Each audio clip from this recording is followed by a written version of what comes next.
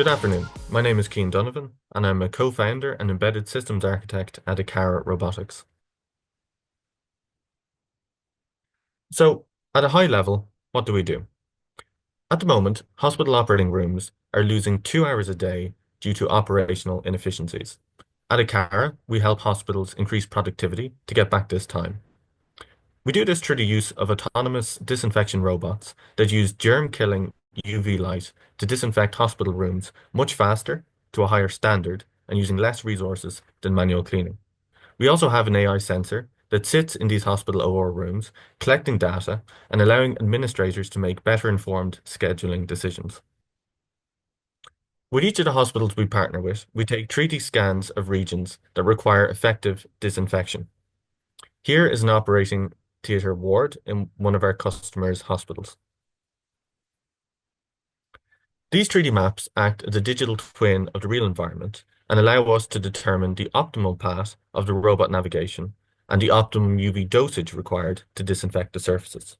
It's important that we use these models along with proper ray tracing of the light from the robot to ensure that there are no shadowed areas and that all the surfaces are effectively decontaminated. So bringing it all together, we can see the AI sensor here mounted on the wall, which is observing the environment. At the moment, there is a surgery in progress. Once that surgery is finished, you'll see the cleaners get an update on their phones from the Akara system and the Akara cloud, notifying them that the surgery is ended. The robot will then be called upon automatically, and it will arrive at the room and perform the automatic UV disinfection in order to speed the turnaround for the next patient. So let's take a step back. How did we begin building robots? How do you build a robot? And how do you not build a robot? This is our robot, our very first robot at Akara, at the 2017 Enterprise Ireland Big Ideas Award ceremony. This is a robot that was actually a social assistance robot, and he was on stage ready to burst out in his big unveil. But behind the scenes, there was panicking. Backstage, wheel belt drive slipping, software crashing, multiple engineers remotely monitoring various software. Software was crashing, needing to be restarted manually if they failed. And we had no idea if Stevie would burst out of his box, working, not working, if there would be something on the screen or not, would it crash to a desktop? And it got us thinking that there had to be a better way. They don't exactly teach you how to build robots and embedded systems and products in college. And so we kind of needed to figure this out for ourselves as a young team. So how do real engineers in real companies build them? Embedded systems are everywhere. Look around and you'll see them. Sometimes you'll see them working and sometimes you'll see them not working. When does this illusion break? And how many of these failed systems have you seen in the wild? You often see these blue screens, and you might see them in shops, you might see them in entertainment, and they tend to be Windows systems. So does that mean that many of these embedded systems are Windows systems, or could it be a case of survivorship bias? When we're building these systems, what's the proper approach to take? Should we take a top-down or a bottom-up approach? Should we take something, a system that's built for one purpose, and strip it down and try and repurpose it for another? Or should we build a new system from scratch, from the bottom up? The kind of blacklist versus whitelist approach. Um, so we have a few options we can choose from, ranging from off-the-shelf products that are designed for these purposes, or ones that we can, again, from the top down, repurpose for ourselves. Some of them are designed more for real-time embedded systems, and some of them are not.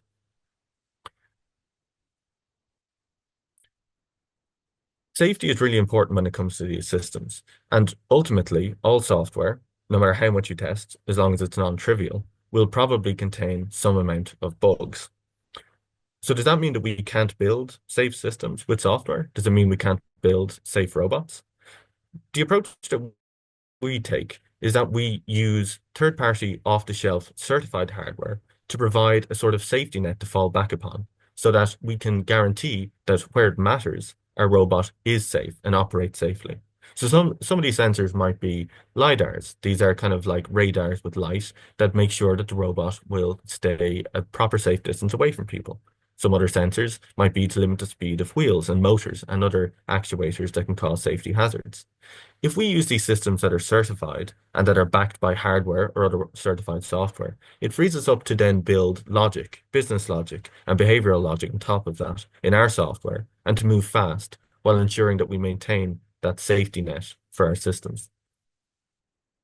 With Linux, you can leverage the state-of-the-art embedded software systems used today for infotainment and other system control that's already used in vendors such as BMW, Tesla, and others.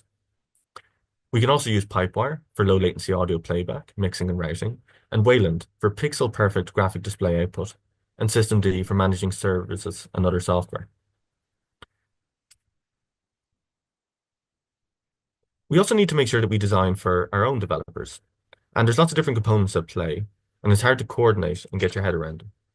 Sometimes it's daunting and unnecessary for developers working on specific tasks to be pulled into and to deal with others outside of their domain. So for us, we need to design a system, not just for the end user, but also for the engineers building the system, and abstract away anything that's not relevant to them and provide stable, standard interfaces so they can do their job reliably. We also need to make sure that it's secure by design and by default, and not to have the developers try to bolt that on afterwards. So the way that we do it at Acara is that we try to split the domains between the kind of the apps that the, I guess, high-level software developers build for implementing the different behaviors that we want on our AI sensor and on the robot, and then the system, which is managed by the DevOps team, which makes sure that we provide reliable services to those software developers. So the software developers would package up their software in modern containerized systems that allow them to be reproducible and easily tested and deployed. And then myself and the rest of the DevOps team will make sure that they have everything they need to get their job done.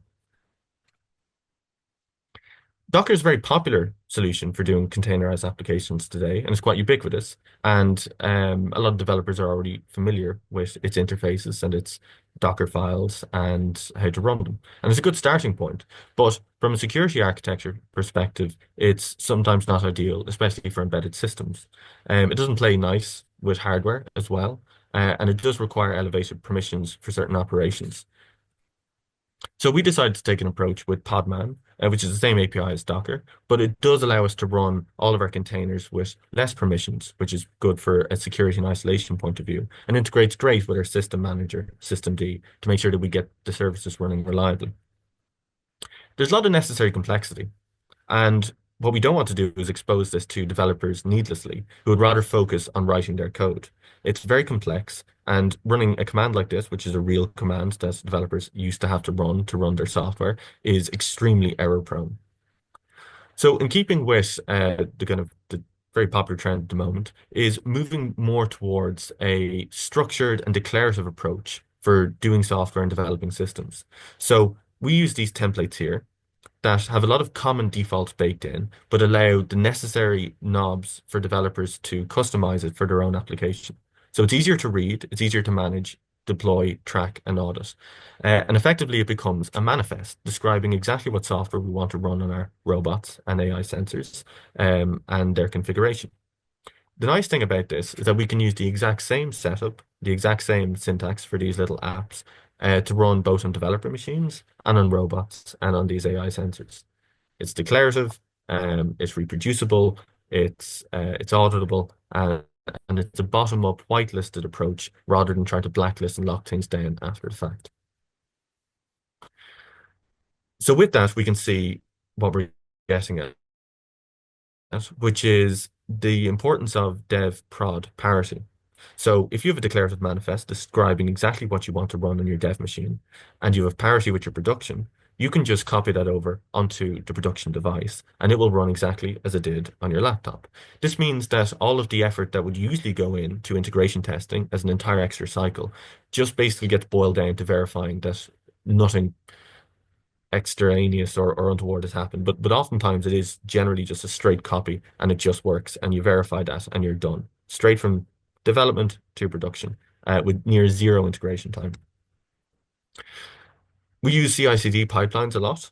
in order to actually build and verify these images and to cut down on those build times. And so the general pipeline for a developer to actually get their work and their software from their development machines into production is to push through their Git repository up onto GitLab or Git Forge, have that then build and verify and run all the tests on these images, create these lovely little golden images that are immutable, and then they'll be pulled down and deployed on the robot, again with that guarantee that it'll run just as it did in your development environment. But do our developers need to write all the code from scratch? No. It is pretty unrealistic these days to assume that a developer will essentially greenfield all new projects. The reality of it is that we need to vendor in existing solutions, often from the open source community, so that we can actually focus on building and serving our customers rather than spending years building everything from the ground up and reinventing the wheel. So with these open source projects, this one here is the quite famous robot operating system. It's an open source, batteries included middleware that allows us to abstract a lot of the low level functions and communication primitives, and communication between the various bits of software and to build our logic on top of it. We get to use state-of-the-art algorithms for planning, for person detection, and there's a lot of big contributors from the big vendors such as Intel, Nvidia, iRobot, Amazon. It's using autonomous cards, and it's essentially necessary for startups to get started without needing multiple decades of and teams of PhDs to just to get to the starting line. So with this abstraction, um, each function on the robot can essentially run as an isolated little node, performing one task and doing that well. If there's a problem, it can restart independently, and you have very clear interfaces between it and everything else. You might have a node that deals with a camera, that reads in the camera feed and detects if there's a person there or not and tells the rest of the system. You might have another one that monitors the UV lights. You might have another one still that runs a graphical user interface to allow human users to interface with the robot. And it doesn't matter if these little nodes, these little packages of software are running on the same machine or other machines. The beauty of the robot operating system and its middleware is that that communication is handled automatically for you. On the same machine, it's quite fast. On other machines, it's sent over the network. We augment that as well by using the latest in the ROS middleware, which is the Zeno ORMW. And this allows us to bridge either multiple robots together or to talk to different robots at anywhere in the world from a developer machine. So essentially, you could run some of the software on your laptop, some on the robot, bridge them together. You could be on different continents, and you can see everything the robot's doing and work remotely on it. So here is a little example of this, the power of this abstraction, where we have a developer that's working on our graphical user interface with a robot.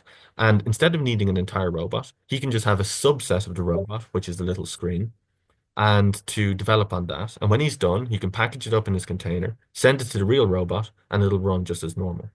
Or to get some real feedback from real data in the real world during development time, he can just bridge the little graphical user interface running on his laptop to a real robot and get feedback from that. So here's an example where the little small modular unit running in the development environment there is bridged to a real robot and allows real-time control. And you'll see the lights turn on there in a second.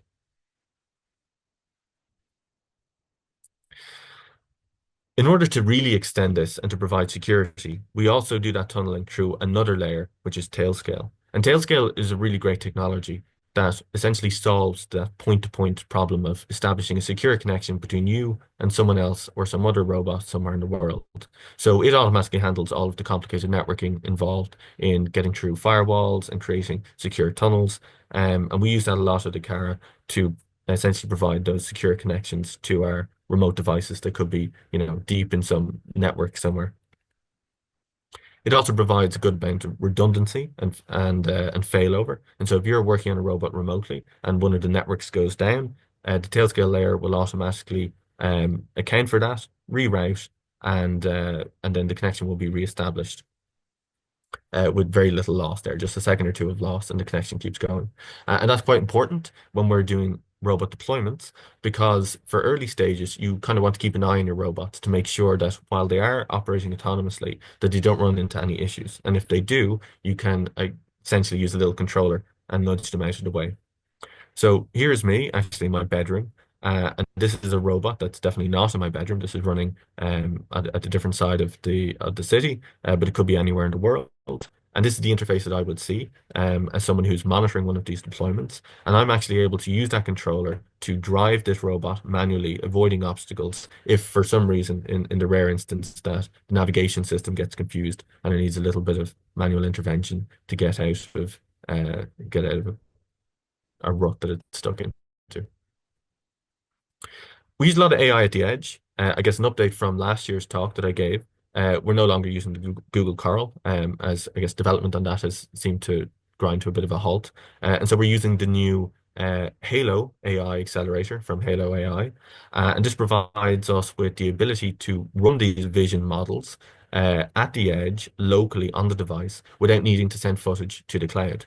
This is important because you have constraints, and we face a lot of constraints when we're working with customers where their networks just aren't built for streaming real time, a lot of footage. And then there's the privacy concerns as well, where if you are streaming that footage to the cloud, you need to be careful that that's kept secure. And of course, the ultimate security is if you don't send it at all. So we use these AI accelerators to run our models locally. We get much better determinism, much better speed, much better latency, and there's privacy built in.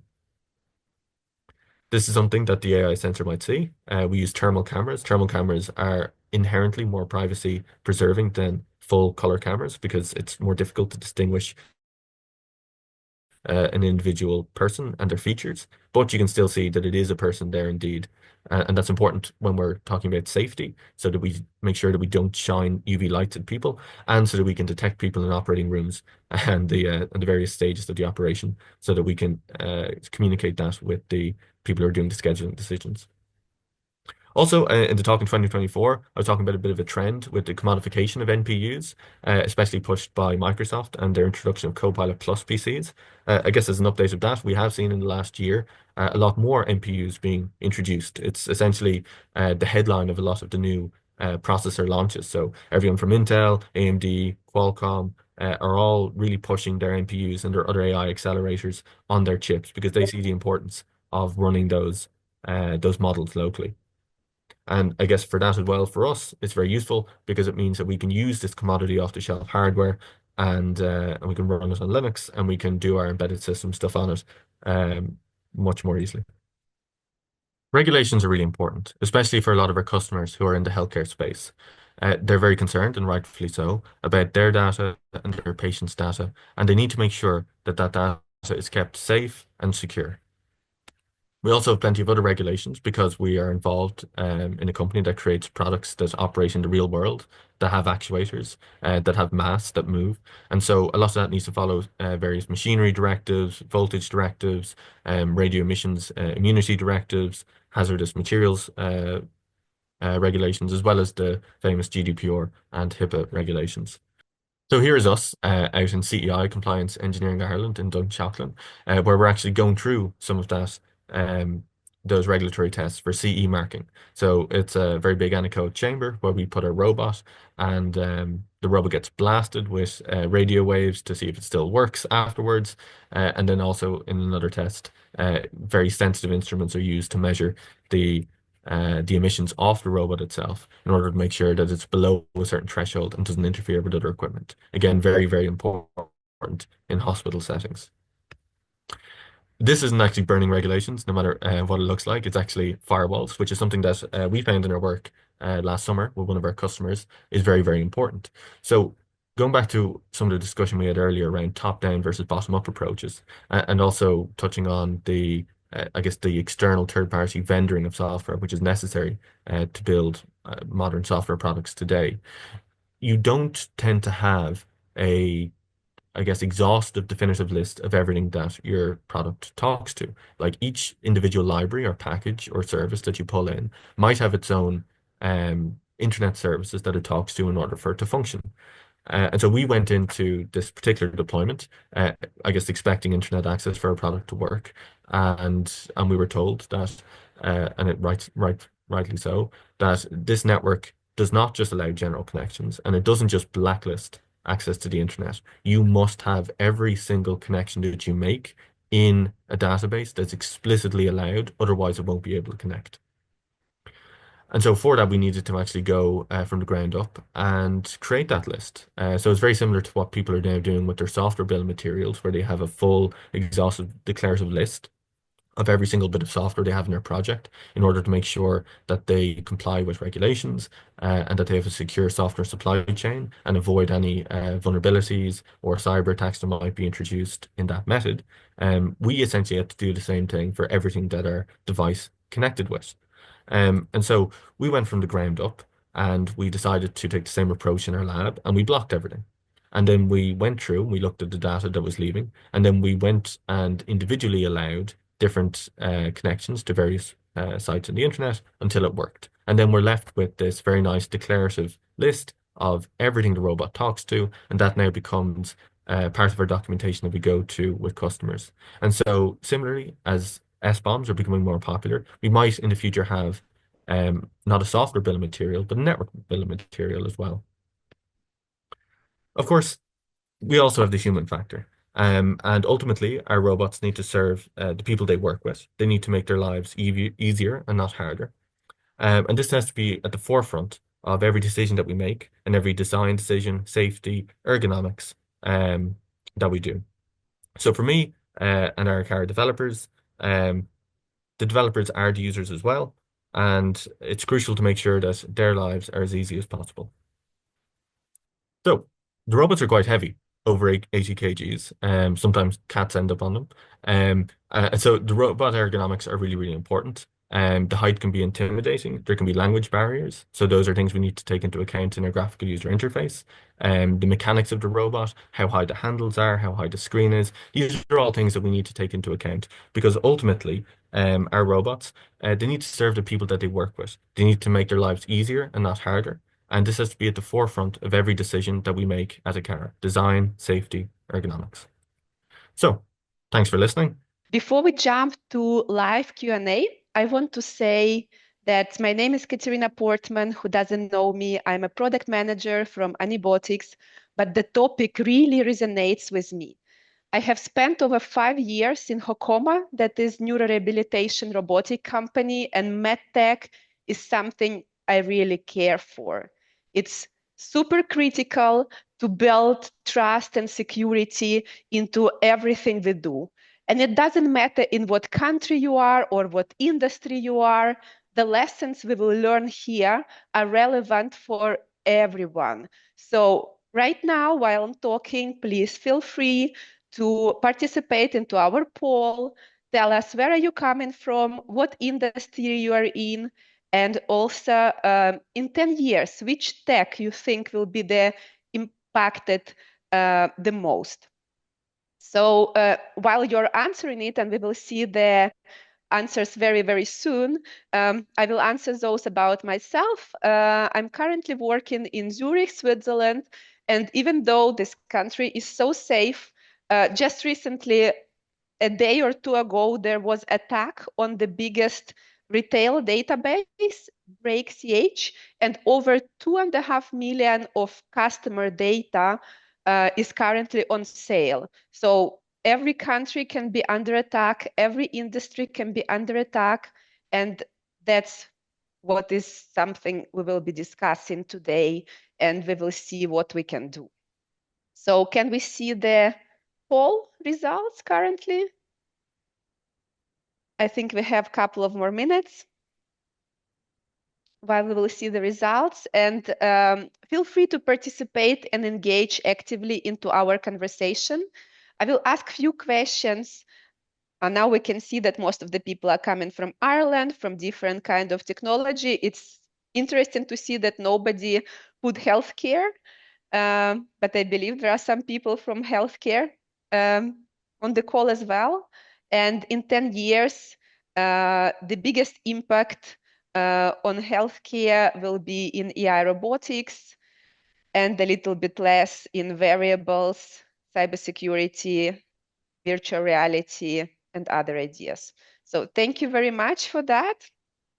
Um, we will start with the questions that I prepared, but feel free to share your questions also in the chat. So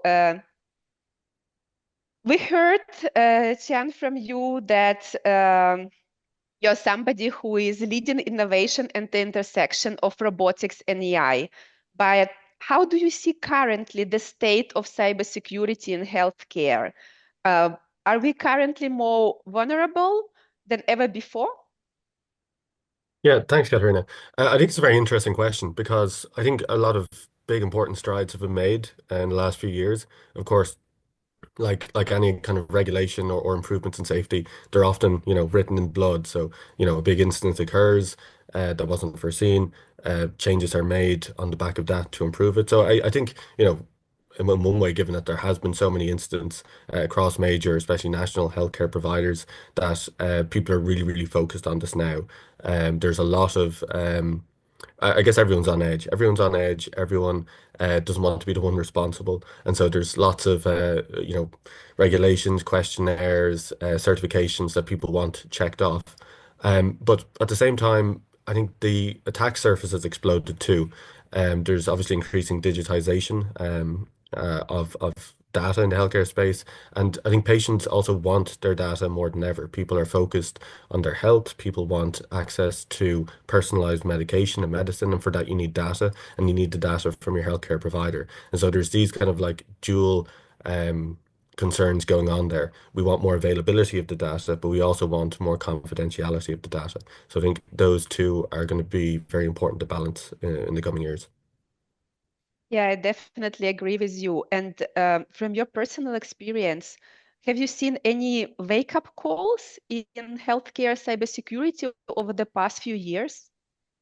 Yeah, well, particular, given there's a large audience here from Ireland, will know that there was the HSC cyber attack that happened a few years ago in 2021. I think that was a major wake up call. Everyone thinks that it's something that happens to other people and not to them, and maybe you get a bit complacent because it hasn't occurred before. But like all things, you don't really know how well your systems are secured until they're tested, and unfortunately, sometimes that first test that you get is the real thing and not a dry run.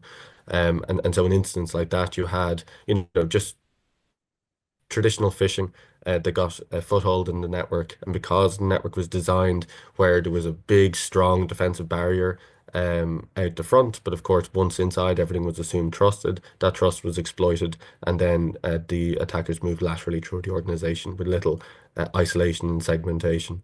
So I think that's a wake-up call. It's a big wake-up call to focus on your architecture and to focus at, security at all parts of the system and not just something that you bolt on at the end.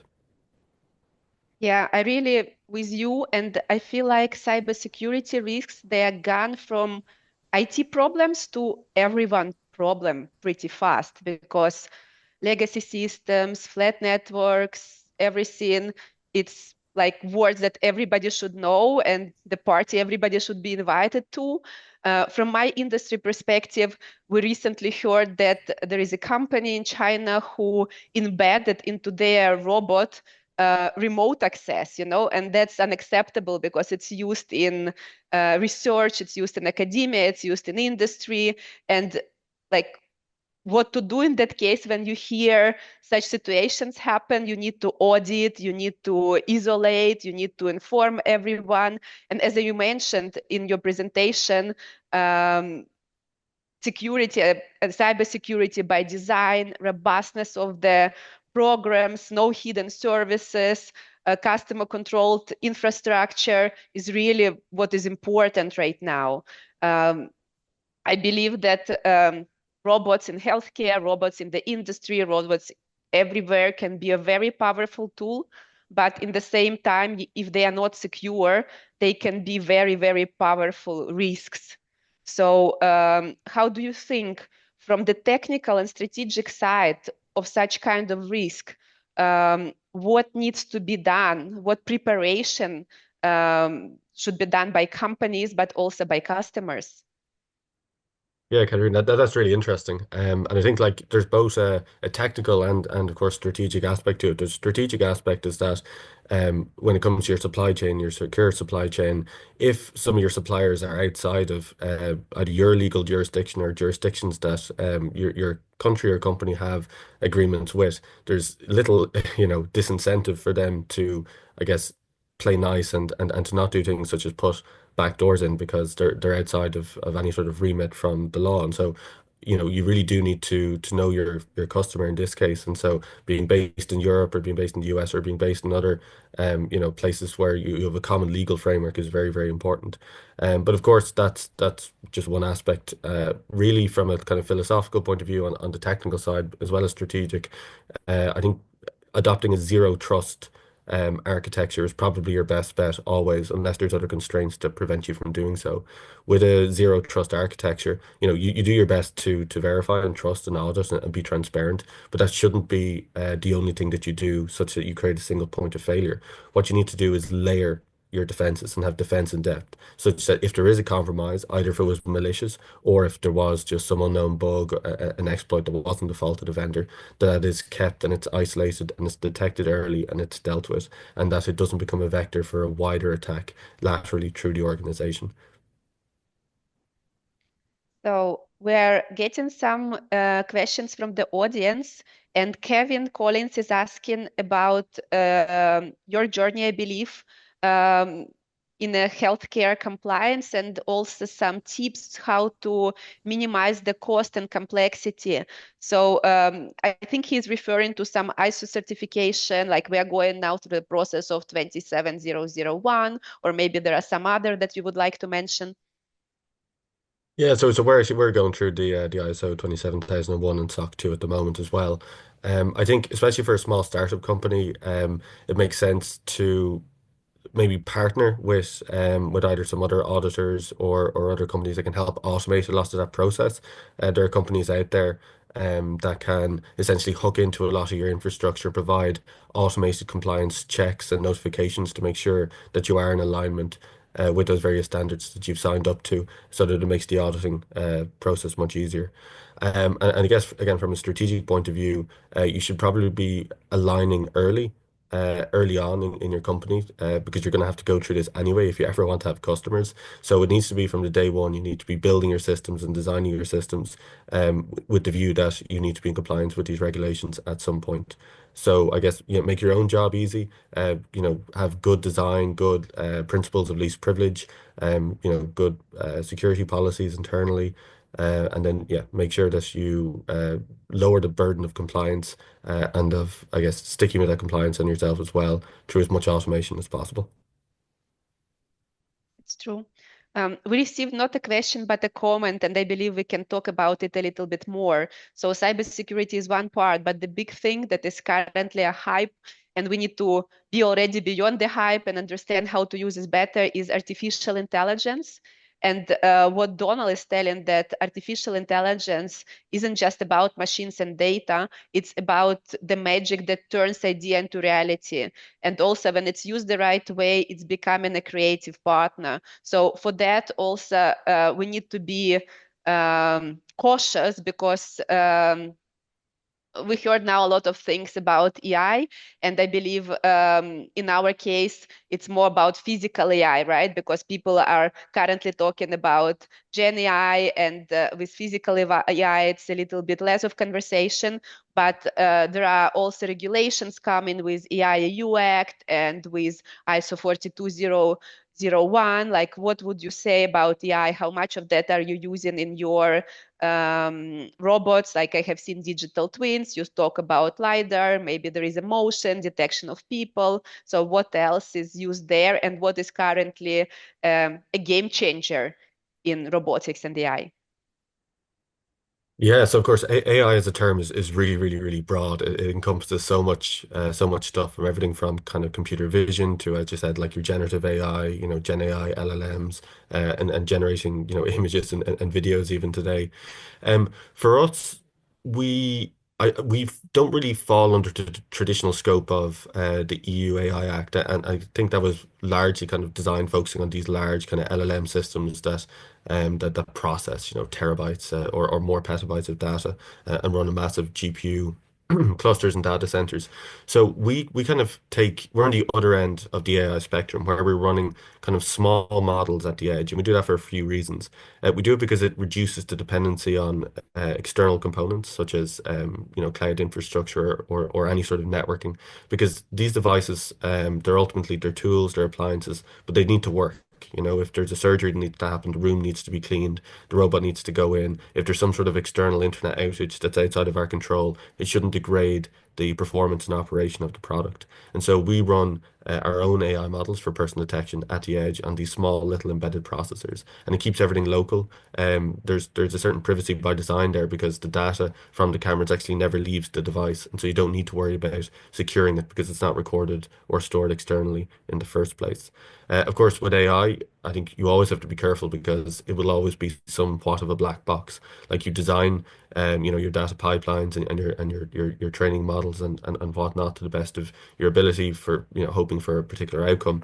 But the actual operation of it is still somewhat non-deterministic. And so often you need to have secondary processes to basically act as a backstop in case it doesn't work or it identifies the wrong thing or it misses something. So I guess, yeah, th those are all considerations that we're making at the moment. But I think for the coming future will be considerations that won't go away. As our audience answered that the next 10 years they believe robotics would come would have a crucial part in healthcare, what role should robotics company play in strengthening resilience across healthcare networks?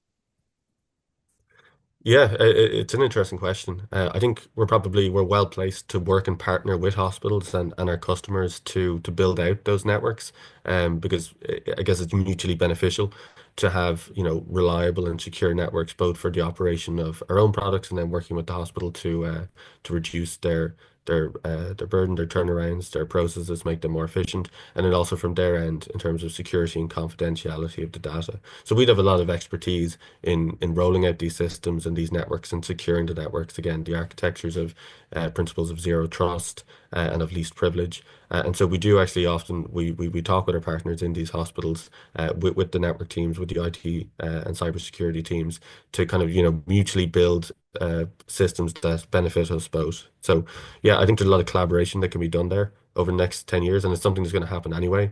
And the thing about security, of course, is that it doesn't always have to be a cost. And oftentimes it isn't a cost that you can just throw money at. You can't just buy security in the abstract. It's a property that emerges from the good design of a system from the ground up at the start. It's all about your architecture. And so, again, yeah, we're really happy to work with our partners and to make sure that we have networks and systems that secure stuff for us, for them, and for the patients. Thank you. I encourage our audience to participate more in the questions. Of course, I prepared much more questions, but I would love to hear from you. And meanwhile, while you're writing those questions, it would be interesting to understand where do you see the biggest vulnerabilities as we move from traditional system to those AI-driven models or robotics interventions?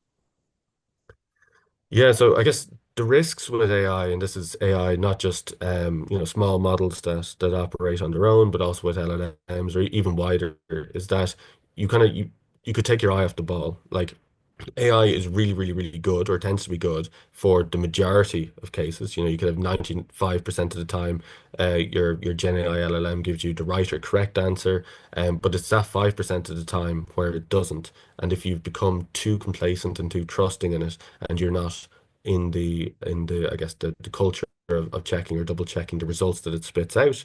And again, that could be for you writing software as an engineer, or it could even be as you as a doctor who's diagnosing and looking at scans and stuff from patients, where there are new systems coming in to help ease and automate that process. You always need to still know your fundamentals well. You can't get away from that, and you need to really view AI and these systems as a tool to work with and not something to, I guess, replace you. Uh, and I feel if you are replaceable, then you're probably in the wrong line of work. So you need to, you know, put forward your own benefits, your own, I guess, uh, like what you bring to the table over AI and work with it, and make sure that you you yourself don't become redundant. So do your homework and keep your eye on the ball.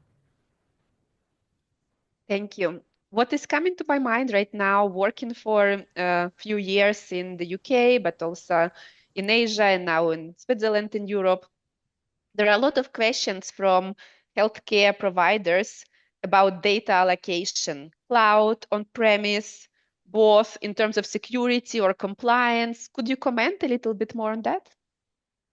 Yeah, it's sorry, it's a really important one because if you don't trust the providers and the provide cloud providers don't have proper security in place, you are putting at risk the data that you house there.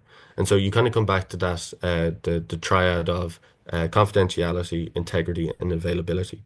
When it comes to clouds, you often have very high availability because that is, I guess, their bread and butter. They make sure that services are always available and always online and have proper redundancy. But you may trade that off against some confidentiality because you're putting your trust in this data in the hands of a third party. So you need to be very, very, very careful with those processes that you have in place in terms of securing that data, access controls, to make sure that you don't inadvertently um, expose that wider than you would have intended. Um, some people think that it's better to have it on premise. I think when you are looking at on premise, you need to, look at your own organization and say, is the benefits of having it on premise in terms of availability and what resources we have and what staff we have and what expertise we have. Can we secure this and make it as available as the cloud provider? Because oftentimes if you don't have that team in place and they don't have that security and that expertise, you could inadvertently again misconfigure something on your own side and have a leak there despite the fact it was on premise. Of course, fundamentally, if you want to make your job easier here and to have the best confidentiality, don't collect data that you don't need, process everything as locally as possible, and don't store it for longer than you need. And that's just making your life easier, and it's also making sure that you have the best confidentiality possible. We're getting some technical questions as we have seen some technical people are present on the call. So what kind of tools are you lacking for robotics engineers problem? Your team has to deal with that often, but doesn't have yet a proper solution open source or managed somehow. You mentioned ROS, right? Few other platforms Hmm. and resources. Can you a little bit elaborate on that? Yeah, it's interesting question. It's quite broad. Maybe I'll say that in general, like I said, Catherine, the RAW system is it really covers a lot of the base like robot infrastructure. So the various algorithms, the life cycle of your software, the various sensors, some planning algorithms, and other projects there. I think in RAWs there tends to be some well, I think a gap in terms of having interfaces or RAWs kind of interfaces to the rest of the system. So, say for example, you want to control the Wi-Fi, you want to control the power of the system, you want to otherwise integrate with other networking or OS functions. I think there's a gap there in RAWs that could be addressed maybe by another project. And then in general, there's not really many off-the-shelf solutions, at least ones that would fit our own needs to do like proper secure updates of that software package to the remote platform. So there are various vendors that do it. Some are more vertically integrated than others. But I think that's still a place where a lot of robotics companies tend to roll their own solutions. And of course, when you roll your own solutions, when it comes to things around security and keys and privacy, that's often quite a risk that you're opening up. So I think more work there for like a general purpose, very Linux integrated system for doing updates. I think there's space there that will probably be addressed over the next couple of years, or at least should be. Thank you very much. And from other perspective, right, cybersecurity is often seen as technical issue or technical question, but it's also a lot about people, culture, awareness. And one of the questions that is coming from the audience is also on that perspective regarding your experience on biases introduced and ethics with AI models in medtech sector. So the question is around the bias in the models and the data and the training, is it? Yeah.